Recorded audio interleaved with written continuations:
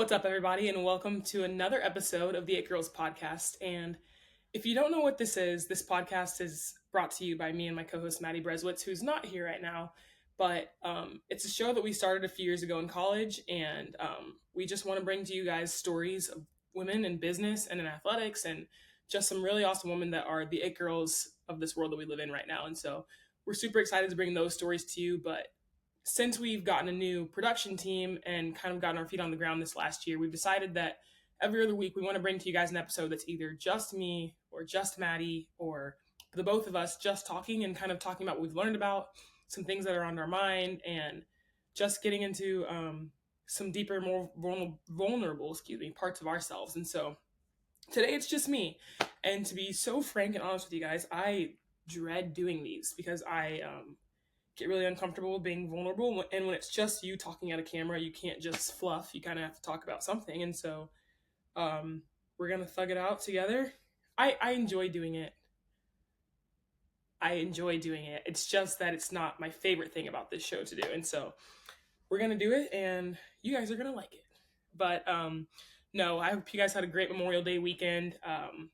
Had some great time with your family, spent some time off of work, and did all the things that you wanted to do this weekend. And so I just want to go through some, like I always do, some female sports updates. And not female sports, it's just sports, but the killer side of it, which is the women. And I saw a number today. The LA Sparks had 19,000 people at their game last night, which was Friday. And the largest crowd for the Lakers this season was 18,000. And so can we get some claps? That's me, it's my imaginary cloud clapping.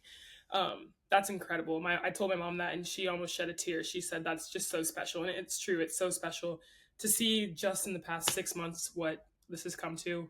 And I think it's easy for me as a volleyball player, for anyone that's not a women's basketball athlete, to kind of feel a little envious or jealous that that's not their sport yet. But I guarantee you that's just going to be a catalyst for all other women's sports soon. So we're going to see it soon for everybody. And so really excited about that. Volleyball Nations League, VNL, if you're a volleyball fan, you know what that is. It's coming here to Arlington, Texas, where I live. I have one of my best friends in the whole world, Avery Skinner. She plays for Team USA, so she'll be here competing. I'll get to watch her. She'll be playing against one of my former teammates and now good friend, China Joseph, who plays for Canada. And so it'll be really special to see two of my closest friends competing at such a high level for their countries. That's incredible. And so really excited for that. It's, I guess, like I said, guys, I kind of dread doing this, but here we go. Anyways, it's Sunday. I just got back from church with my family, and church kind of wrecked me today. I don't know. It's like I said, you guys know me, but a lot of you guys don't really know me, and there's a really handful of people that really know me and see what's going on in my life. And that sounds sad, and it's not sad. My life is incredible. I don't know how I get to live this life. I'm so blessed, and praise God every day. But just, we were singing this song, and it's like God's a redeemer, protector, deliverer. And when you've seen and witnessed him be that for you, it's a different level. And so church service was good today. And it was incredible. Just go and praise a God that does so much for you guys. My life, literally, I don't deserve the life that I live. The things that I get to do, the people I get to meet, and all of that, it's grace upon grace. And so I'm so blessed. It feels like every time that I'm on a solo episode with you guys, this is my second one, I'm moving, and it's because I'm always moving. My life is constantly moving. The last time I talked to you guys, I was graduating college, moving from Lexington to Orlando to play my first pro season, and that was incredible. My first professional season was nothing more than what I could have asked of. It's like they kept saying in church today, like, God does abundantly and exceedingly more than you can think or imagine, and he did. We honestly didn't win that many games, but the group of people that I got to do it with, the staff I got to do it with, in the city that I got to do it in, was just, I couldn't have asked for more. And so that was incredible. And now I'm moving again. I'm currently home in Arlington, and what you guys can't see is this massive pile of clothes in front of me and shoes that I'm trying to figure out how to pack to take with me to Nashville, Tennessee, because I'm moving to Nashville to coach, as you guys know, at Vanderbilt. And so my life is just constantly going and going and going. But this is gonna rhyme. My life is always going, but I'm always growing, and that's kind of what I'm coming here to talk about today. Is just I the growth that I've seen in my life and the things that have changed and all these different seasons that I'm in. It's really incredible, and so I just want to kind of talk about a little bit of growth and what that looks like. I think there are so many things that I used to say I would never do or would never be me or I would never think about, and it's just God really laughs in your face and just it's just incredible. I like I said, I played my first pro season this year, and anyone that's an athlete knows that at some point in your career, unless you're just the most perfect person ever, you kind of get to this point where that sport is who you are, what consumes your everyday, what you think about all the time. And that was absolutely me. And I think if you say that that's never been you, you're probably lying, unless, like I said, you're better than all of us. But this first pro season, I think it would have been really easy for me to go in with that kind of expectation because you're a professional and you watch professional sports on TV and you think that this is what these people live, breathe, and die for. And um, I my life is not volleyball. I will say that straight up right now. I love volleyball and I play volleyball and I will coach volleyball, but there are so many other things about me that I love more than that. And I'm super glad that I get to use volleyball as a vessel and a platform. But it's not who I am. And so it would have been really easy for me to go into this season and think about that and be all in on volleyball, which I was. And I struggle with this line often being like, what is the difference between being super competitive and being all in, and at the same time knowing that there are other things outside of the sport that can fulfill me? And because I've said this before, like if volleyball or your sport is what fulfills you and what you let name you, like man, some days volleyball is telling me I'm the greatest athlete in the world, I'm the best ever, I'm such a good teammate. Other days volleyball is telling me you suck, like you should never pick up a ball again, you're the worst athlete ever, like how could you have made that mistake? And if you let something that's so wishy-washy like a sport give you names and power, you're never going to be satisfied. And so I've really dug into that, and volleyball is so fun. And I feel like I've brought up Kaz on this podcast a few times now, but Kaz Brown was the PVF middle blocker of the year. So big claps to Kaz. So proud and excited and just blessed to be her friend and teammate. But she said so many times this season that she thinks the reason this is the best volleyball season she's ever played is because she did things outside of the sport. And man, I tell you, like our team in Orlando, we had fun. Like we worked hard in the gym and we loved each other on the court and we did what we're supposed to do. But like outside the court, we like got out and explored the city and we did things and we had a lot of fun. And so I just had a great time. But on the flip side of that, it's really interesting. You have so much to do in college as an athlete. It's really like the ultimate time management test. And like you have class, you wake up, you go lift, you have conditioning, you have a financial literacy meeting, you have a meeting with this person, you have a tutor, you have a mentor. On top of that, you have practice, then you need to pack because you're leaving for a road trip tomorrow. And this was not that. Pro volleyball is very much like you get in, you do your work, and you get out, and you're an adult, and you have the rest of the day to do what you want to do. And so I really took a lot of this time to figure out what are some things that I want to do because I'm not in school anymore. I'm not technically learning. And so I'm trying to figure out this whole time, like, what are things that you want to do? And something, if you know me, that I've wanted to do for a really long time now is learn how to play the drums. And I would show you my drumsticks and pad, but like I said, they're piled under my clothes. But I started taking drum lessons for the last few months. It's been incredible. I think knowing and learning an instrument is one of the most impressive things ever. I tried to learn piano when I was younger, and I took like probably a year and a half worth of classes, but I hated my instructor. And so, note to all those instructors and teachers out there, be nice or else no one's going to learn anything. Kind of joking, kind of not. But I hated my piano instructor, didn't really retain any of it. And so, kind of coming into a whole different instrument of drums, it's like literally one of my life goals, bucket list items to be a church drummer. Like leading worship on the drums would be, I'm speechless thinking about it. Like I'm so captivated by drummers. And so I decided to learn how to do that. And it's been incredible. it's been hard because I can't always make the lessons. Like, I have still lessons every Tuesday at 5:30, and sometimes it's hard, but um, it's been a lot of fun. I get to beat on something all day, which is awesome.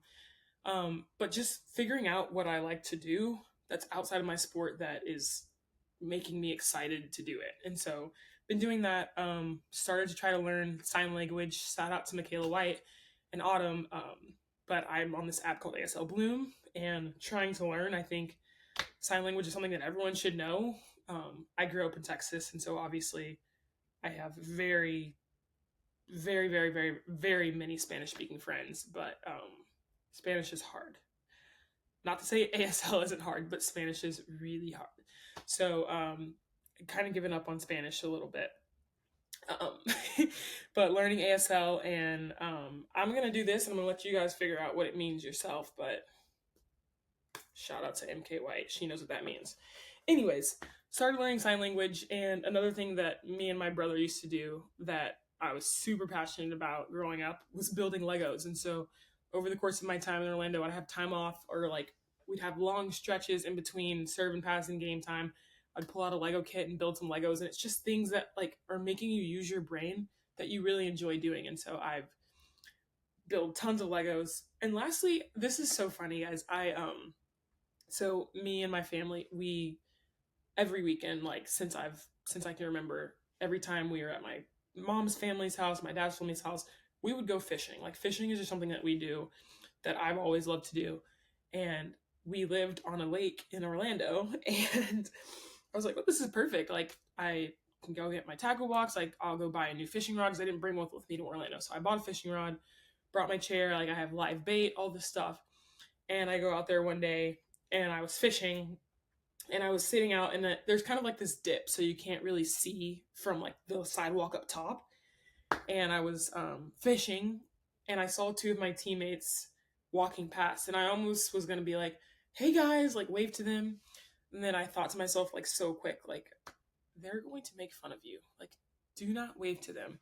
So I sat quietly, like I didn't say anything. I saw them walking back, and then later I was with all my teammates, and they were like all talking, and they're like, "Oh, what did you do today?" And I was like, "Oh, I woke up, like ate breakfast, went fishing," like trying to be so quietly. And she was like, "You did what?" I was like, "Yeah, I was fishing today." And everyone kind of dogged me. They aren't really dogging me, but they were kind of like on my head about it. And so it was really funny. But just I found so much love for doing things that make me excited that aren't my sport. And so I think that's just one way that I've grown so much in the past 6 months. So yeah, do things and find things that make you excited that aren't what you have to do. Not that I have to play volleyball, but there are days where I have to be in the gym, I have to do things, but I never had to go pick up a fishing rod or had to pull out my drum pad. And so when I got to do that, it was so exciting and just another thing to add to the layer of Z. And so that was awesome. The next thing I'll say that I really grew in, and this is incredible, and all of my friends from college will laugh at this, but when I was in school, like my freshman, sophomore, up until probably my true senior season, I was such a night owl. Like I could be up all night watching TV, scrolling, doing whatever, like just like dreading going to sleep at night, and then would take such a long nap during the day and just kind of waste my day away. Now, guys, like I can't imagine not being in bed before 10:30. Like I need to sleep, and I think it's because now I've taken a lot of, I don't say pride, but like my morning routine means so much to the rest of my day now that like if I need to wake up, I need to be drinking my chai latte. I don't really eat breakfast like that, but like snacking, reading my Bible, sitting down, journaling before I start my day. And if I want to win the morning, like I have to win my night. And so like making sacrifices, like I can't stay up watching this TV show all the time, or I can't be doing this. I have to win my night if I want to win my morning, because that's what is really important to the rest of my day. If I don't, and I have seen this and witnessed this in real life, in my own life, if I don't get my morning routine down, like the rest of my day, like I'm cranky, I'm irritated, I just not centered and focused on the right things. And so really sacrificing that night in the sleep to get what I want out of my morning. But at the same time, like I just love to sleep. Like there's not too many things better out there than sleeping. Like rubbing my feet together in the bed, like it's grand. And so it's just I just love to sleep, and it's incredible because that used to not be me, and I used to always think like I'm gonna be a night owl forever, and that's not the case. And it's like you're gonna change, man, and it's so incredible because I see my brother. My brother's 15. He's gonna be a sophomore in high school next year, and I see him do these things, or like the way he thinks, the way he talks to my mom, or like the way he answers questions, and I'm like, God, like, why are you like this? Like, change, like, hands around his neck, like, you need to change. And then I like think to myself so fast, like, that was you. You need to be patient. You need to have some grace for him because that was you. And I can think back to literally like some of the things he says. I'm like, you used to say that and you used to be like that. So give him grace and give him a chance. And Chance, that's ironic, that's his name. But you're gonna change so much. I was telling him today in the car, um, like your first year of college, at least for me, I was 13 hours away from home. Like you're gonna want to go home all the time. Like I was always wanting to go home. Then you get to end of your sophomore year, junior year, college is a little bit more fun, and you're never gonna want to go home. And then my last year of school, like I loved school, but I was like, man, I miss my family, I miss home, and so you're just gonna change and ebb and flow all the time, and I'm kind of in the middle of that, and so it's been a lot of fun. One thing that's also just, guys, the way that you change and you become more like your parents than you'd like to admit. I love my parents. And the things they've taught me are, I will keep with me forever, and I'm so in debt to them forever for what they've done for me. But like sometimes they drive you crazy, and my parents drive me crazy sometimes. But I will say, like, the things that they've taught me and have planted in me since I was younger, just to grow up and be like, I see why they told me that. Guys, we went on so many road trips this season, a couple of 10-day road trips where we were on the road for 10 days, and my mom never let us go on a road trip without having the house clean, like coming back to a clean house. And I would be so upset every time, like, why does that matter?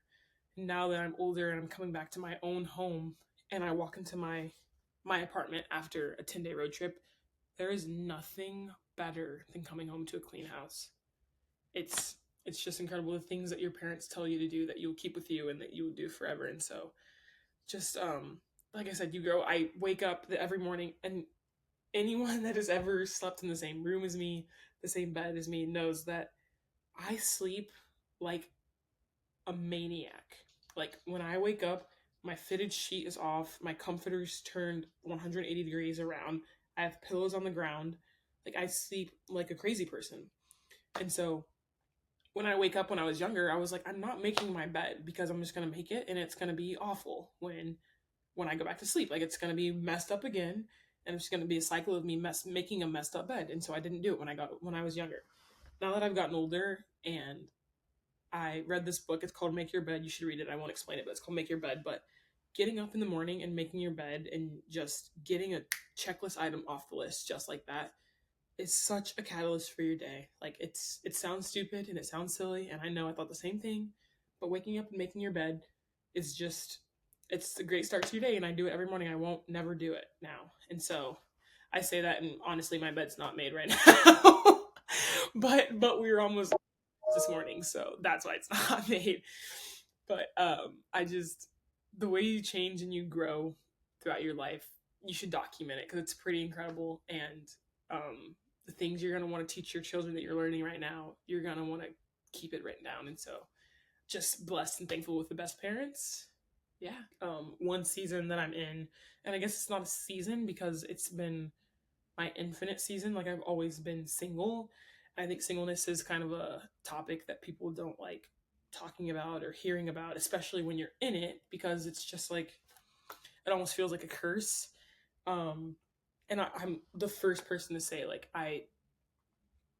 it feels like a curse sometimes. Like it feels like you're unwanted, unloved, all these things. But it's just like when I hear people talking on Instagram, there's these women that are married and these like Christian influencers or like these Dallas influencers, and they're like, just wait, like it'll come when you're not looking, or like you have to be patient, like something better is for you on the other side. And it's like, shut up, like I know that, like, and I don't want to keep hearing that. Like I just want this person to come into my life. And but I'm telling you now, like I think about so often now, like the life that I live and the things that I do right now, a relationship would be almost impossible. Like I get up and I travel all the time. Like when you are in a relationship with a person, you don't get to spend all the holidays with your family. Like you don't get to do all the things you get to do with your friends. Like I love hanging out with my friends. I love traveling. I will get up and dip to a different city tomorrow.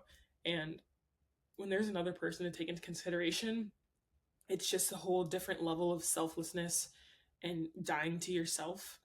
That, not to say that I'm not ready for it, I am ready for that, but it's something to take into consideration when you're grumbling and not being patient for this person, because I live such a hectic life that I do love it, but it's pretty incredible when you get to do that, and it doesn't happen that way when you have to enter someone else into your life as an addition. And so I just will say to you, all you singles out there, be patient and be preparing yourself for the person you want. Like there's someone out there for you and they're being prepared, but there's parts of you that need to change. There's parts of me that need to change. And so be figuring out what those things are and be changing so that when that time comes around, you're not missing your blessing. You're not blocking that blessing. And so I also will say, this is so funny. I saw one of my preachers said it, or my pastor said it today. He was like, you can't just be asking God for this blessing and not like planting any seeds. Like he wants to water and rain